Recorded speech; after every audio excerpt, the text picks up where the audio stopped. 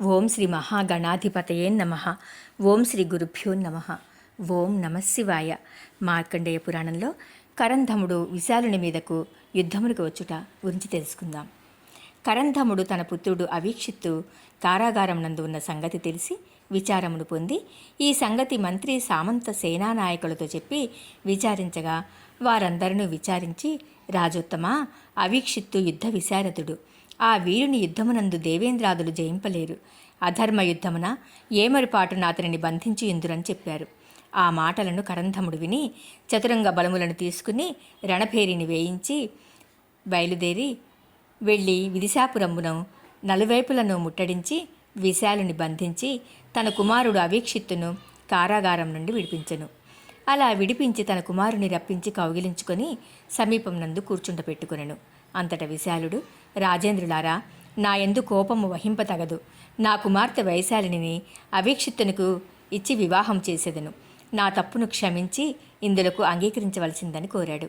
ఆ మాటలకు కరంధముడు విని సంతోషించి తన కుమారుడు అవీక్షిత్తు అభిప్రాయం తెలుసుకున్నట్టుకు గాను తనయని వైపు చూశాను. అవీక్షిత్తు విచారం కలవాడై, రాజేంద్ర, నేను ఈ కన్యను చూచుచుండగా నేను ఇతరులకు పట్టుబడితిని. అందువలన ఈ వైశాలిని నేను వివాహమాడనని చెప్పాను. ఆ మాటలను వైశాలిని విని, రాజకుమారా, నీవటుల పలుకుట న్యాయము కాదు. నీవు అజేయుడవు, పరాక్రమశాలివి. నిన్ను యుద్ధమునందు దేవతలు సహితము జయించలేరు. ఈ రాజులందరూ నీ యందు అసూయ గలవారై ఏకమై అన్యాయముగా యుద్ధము కల్పించి నిన్ను పట్టుకొనిరి గాని నిజముగా నిన్ను యుద్ధమునందు జయించువారు ఈ లోకంలో లేరని పలికి, ఓ రాజపుత్ర, నిన్నుగాక ఇతరులను నేను వరింపను అని పలికెను. ఆ వచనములు కరంధముడు విని కుమారునికి అనేక విధములు చెప్పెను. అందులకు కుమారుడు, తండ్రి, నీవు ఈ విధముగా పలుకుట న్యాయము కాదు. శత్రువుల చేత పట్టుబడిన క్షత్రియాధముడు స్త్రీ సమానుడు. కనుక నేను వివాహం చేసుకుని వాడను కాను. అదీను కాక ఏ స్త్రీ సుఖమును చూడను. కావున నాకు తపోవనంబునకు పోవుటకు అనుజ్ఞ ఇవ్వవలసిందని చెప్పి అనుజ్ఞను పొంది వనంబునకు వెళ్ళిపోయాను. అంతటా విశాలుడు, అమ్మా వైశాలిని, నిన్ను అవీక్షిత్తు వివాహం ఆడడు. కావున మరి ఒక రాజపుత్రుని వరింపుమని పలికెను. అందులకామె, తండ్రి, నేను అవీక్షిత్తును తప్ప ఇతరులను వివాహమాడను. నేను తపంబునకు అడవికి పోయి ఎన్ని జన్మలెత్తినను అవీక్షిత్తుయే భర్త యగునట్లా ఈశ్వరుని గూర్చి తపంబు చేయుదును. కాన నేను తపంబు చేసుకున్నట్టుకు వనమునకు వెళ్ళుటకు అనుమతించవలసింది అని చెప్పి అనుజ్ఞ పొంది తపంబునకు వెడలిపోయాను. వైశాలిని తపప్రభావం. వైశాలిని తల్లిదండ్రుల అనుజ్ఞను పొంది వనంబునకు వెళ్ళి నిరాహారి అయి ఘోర తపంబు చేయుచుండెను. ఆ తపంబునకు దేవేంద్రుడు సంతసించి వైశాలిని వద్దకు వచ్చి, మానిని, నీకు అవీక్షిత్తు వలన సప్తద్వీపములను పరిపాలింపగల కుమారుడు పుట్టును. నీ కుమారుడు దేవతలు జయింపలేని అశంకు తరుజిత్తులను రాక్షసులను జయించి కీర్తిని పొందునని చెప్పి అదృశ్యుడయ్యను. ఆ మాటలను విని వైశాలిని నియమిత వ్రతమును చేయుచు ఆ వనమునందే నివసించియుండెను. అవీక్షిత్తు జనని వ్రతమును బూనుట. అవీక్షిత్తు జనకుడు నిజనగరమునకు వచ్చి జరిగిన వృత్తాంతమును తన భార్య అయిన అవీక్షిత్తు తల్లికి చెప్పగా ఆమె విచారమును పొంది కోరిన కోరికలను ఇచ్చినట్టి కిమచ్చకమున వ్రతమును ఆచరించి చేయుటకు నిశ్చయించుకొని తన కుమారుడు అవీక్షిత్తును వెదికి రప్పించి, తనయ, తల్లిదండ్రుల మనోభీష్టములను కుమారులు తీర్చుట ధర్మము. అందువలన నా కోరికను నెరవేర్చుటకు కిమచ్చకమన వ్రతమును చేయుము అని బోధించి తన కుమారునిచే ఆ వ్రతమును చేయించుచుండెను. ఒకనాడు తన కుమారుని చూసి, తనయ, అవీక్షిత్తు, నీవు నీ తండ్రి కోరికను కూడా నెరవేర్చుట ధర్మము అని పలికి కుమారుని తండ్రి వద్దకు పంపించెను. అంతటా కరంధముడు కుమారుని కౌగిలించుకుని మంచి మాటలను చెప్పి, కుమారా, అవీక్షిత్తు, నాకు పౌత్రుని చూడవలనని కోరిక గలదు. పౌత్ర దర్శనమున పితరులకు స్వర్గలోక ప్రాప్తి కలుగునని పెద్దలు చెప్పుదురు అని పలికెను. ఆ మాటలను కుమారుడు అవీక్షిత్తు విని, ఓ తండ్రి, నీ మనోభీష్టము నెరవేర్చుట సాధ్యము కాదు. నేను స్త్రీల ఎదుట అపజయమును పొందితిని. అందువల్ల స్త్రీ సమానుడనైతిని. కావున నేను నీ ఇష్టము నెరవేర్చజాలను. ఇతర అభిమతులను కోరుము. ఎంత దుష్కరమైనను నెరవేర్చదని చెప్పెను. ఆ మాటలను తండ్రి విని, కుమారా, సకల గుణ సంపన్నుడవైన నీ వంటి కుమారులు గల తల్లిదండ్రులకు నెరవేరని కార్యములు ఏమీయూ నుండవు. అందువలన నీవు మాకు పౌత్ర దర్శనము కలుగచేయమని చెప్పెను. అవీక్షిత్తు తండ్రి కోరికను నెరవేర్చుట కన్నా వేరు ధర్మములు లేవని ప్రతిజ్ఞాభంగము చేయుటకు అంగీకరించి రాజ్యపాలనమునందు తండ్రికి సహాయముగా రాజకార్యములను నెరవేర్చుచుండెను. ఈ విధముగా కొంతకాలం జరిగిన పిమ్మట ఒకనాడు వేటకు అడవికి జనెను. ఆ సమయమునందు అయ్యయ్యో నన్ను రక్షింపుడు రక్షింపుడు దీనురాలను అని ఏడ్చుచున్న స్త్రీ ఆలాపనము వినబడెను.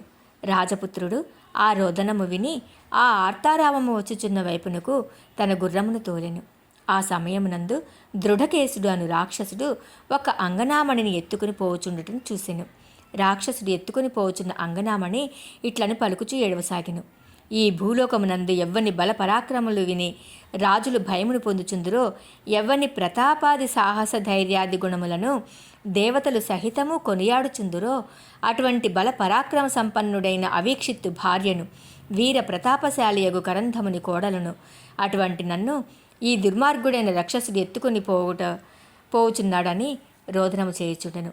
ఆ మాటలను అవీక్షిత్తు విని, ఏమి చిత్రముగా ఉన్నది, ఈమె నాకు భార్య ఎట్లయ్యెను, నా భార్య ఈ రక్కసునకు ఎటుల పట్టుబడెను అని ఆలోచించి ఖడ్గమును తీసి రాక్షసుని మీదికి గుర్రమును దుమికించెను.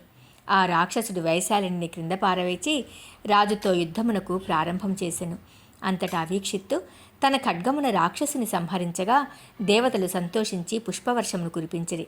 దేవతలు సంతోషముతో అవీక్షిత్తునకు ప్రత్యక్షమై, ఓ రాజపుత్ర, ఈ రాక్షసుడు నిత్యము మమ్ములను బాధింపుచున్నాడు.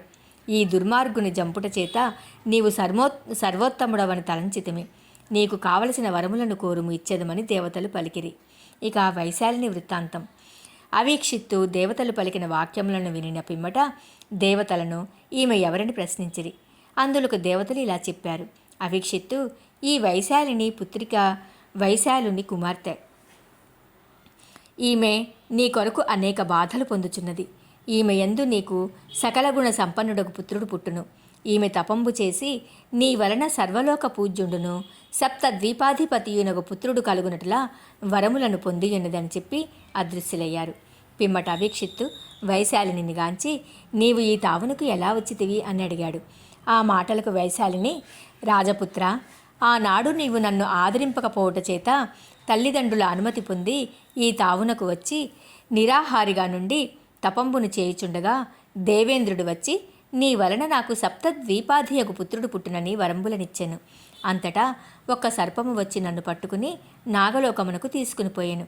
ఆ సమయమునందు నాగకన్యలు నన్ను ఆ సర్పము నుండి విడిపించి, నీ పుత్రుని దయ వలన మా కులమునకు ఆపద కలిగినప్పుడు మా కులమును రక్షింపవలసిందని కోరారు. అందులకు నేను సమ్మతించాను. అంతటా నాగకన్యలు నాకు ఉపవాసాదుల వలన కృషించి పడు బాధలను పొందకుండునట్లు దీవించి నన్ను దేవతా పుష్పములచే అలంకరించి భూలోకమునకు పంపించారు. అందువలన నాకు పూర్వపు సౌందర్యాదులు కలిగి ఉన్నాయి. ఇప్పుడు ఈ దుర్మార్గుడైన రాక్షసుని సంహరించి నన్ను రక్షించితివి. ఇప్పుడు నన్ను నీవు గాంధర్వ విధిచే గ్రహింపుమని చెప్పెను. ఆ మాటలకును అవీక్షిత్తు విని, సుందరి, నేను చేసిన ప్రతినను తల్లిదండ్రుల కోరిక ప్రకారం విడిచితిని అని చెప్పుచుండగా సునయుడను గంధర్వుడు వచ్చి, ఓ రాజపుత్ర, ఈ కన్యకాముని మణి నా పుత్రిక. అగస్త్య మహామునిని హేళనము చేసిన కారణమున వైశాలి అయి పుట్టినదని చెప్పి దేవతలను ఋషులను తుంబురాదులను రప్పించి విధియుక్తముగా గాంధర్వ వివాహమును జరిపించి ఆశీర్వదించి తమ తావులకు వెళ్ళారు. వైశాలిని అవీక్షిత్తులు అన్యోన్య ప్రేమ గలవారలై విహరించుచుండగా వైశాలిని గర్భవతి అయింది. అంతటా గంధర్వలోకమునకు అవీక్షిత్తు సహితముగా వైశాలిని తల్లిదండ్రులు తీసుకుని వెళ్లారు. కొన్ని దినంబులకు వైశాలిని శుభదినమునందు పుత్రుని గనెను. అట్లా పుట్టిన బాలునకు తుంబురుడు జాతకర్మాదులు చేసెను. ఆకాశవాణి మరుత్తని పేరు పెట్టెను. దేవతలు వచ్చి ఆ బాలుని చూసి అనేక విధములుగా ఆశీర్వదించి జనిరి. ఈ విధముగా అవీక్షిత్తు భార్యాపుత్రునితో కొంతకాలము గంధర్వలోకమున ఉండి ఒకనాటి నుంచి మంచి దినంబున అవీక్షిత్తు భార్యను పుత్రుని తోడుకొని నిజపట్టణమునకు తీసుకుని వచ్చి తల్లిదండ్రులకు మ్రొక్కి భార్యను పుత్రుని చూపించెను. తల్లిదండ్రులు పౌత్రుని చూసి ఆనందమును పొంది పౌత్రోత్సవాదులను చేసి పుత్రుని వలన జరిగిన విషయమును తెలుసుకుని సుఖముగా నుండిరి. మరుత్తుడు కాలక్రమమున పెద్దవాడై సకల విద్యలను పరశురాముని వద్ద ధనుర్వేద సహితముగా అభ్యసించి యువరాజ్యమునకు తగినవాడై ఉండగా కరంధముడు సంతోషించి తన కుమారుడు అవీక్షిత్తు అనుమతి ప్రకారము రాజ్యభారమును అంతయును పౌత్రుడు మరుత్తనుకు అప్పగించి కరంధముడు తన భార్యాసహితముగా తపోవనమునకు వెళ్ళాడు. ఓం నమః శివాయ.